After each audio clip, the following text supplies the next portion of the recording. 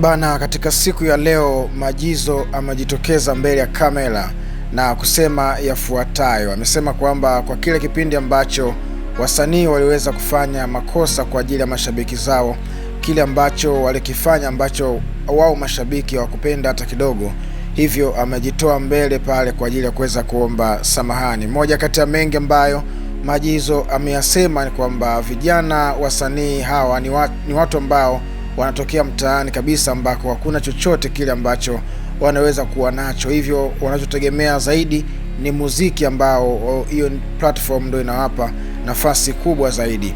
Hivyo Majizo kwa niaba ya wasanii wote ameitumia fursa hii hapa leo kuwaombea msamaha wasanii wote ambao kwa namna moja ama nyingine waliweza kuwakera mashabiki.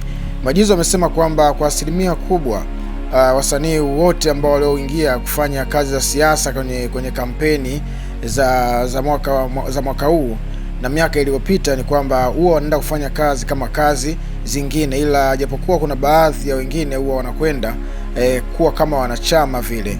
Kwa hiyo Majizo amewaombea msamaha wale wote ambao waliokosea kwa namna moja ama nyingine.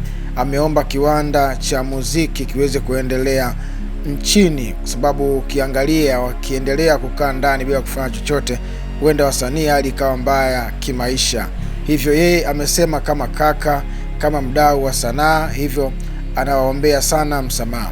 Lakini licha ya maneno ambayo yamezungumzwa na Majizo, kuna comment ambazo zilikuwa zikitolewa na baadhi ya mashabiki ambao waliipata fursa hiyo ya kuweza kutoa maoni katika sehemu mbalimbali za mitandao ya kijamii.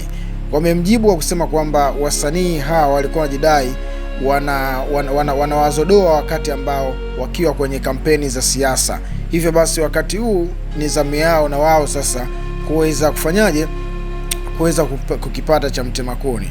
Hivyo basi kwa wakati huu hapa mashabiki wengi sana wa muziki wamesema kwamba msamaha kuutoa ni kazi ngumu sana, hawawezi kuutoa msamaha huo.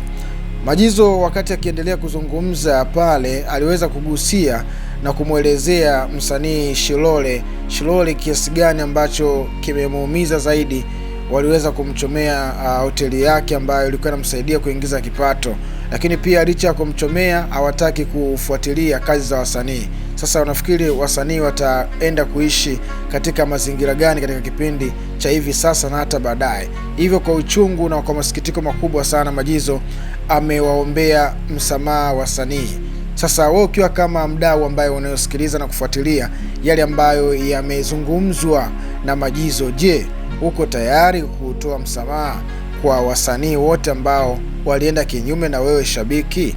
Kama wewe ni moja kati ya wale mashabiki ambao na wao pia wamekuwa na kinyongo kwa wasanii, basi toa komenti yako hapo chini. Lakini kama wewe huna baya na wasanii katika kazi ambazo wanazozifanya, pia una nafasi ya kuweza kutoa maoni yako hapo chini. Basi ili uendelee kuwa mtu wa karibu na sisi siku zote, kwa cha msingi zaidi ili uweze kuingangania chaneli hii na hiyo ya kwako kila siku, fanya jambo la msingi la kuweza subscribe chaneli hii hapa, tutakuwa ni moja kati ya familia yetu. Lakini pia usisahau kushare video hii ili na wengine waweze kuona. Ukipendezwa zaidi unaweza ukalike. Bye bye.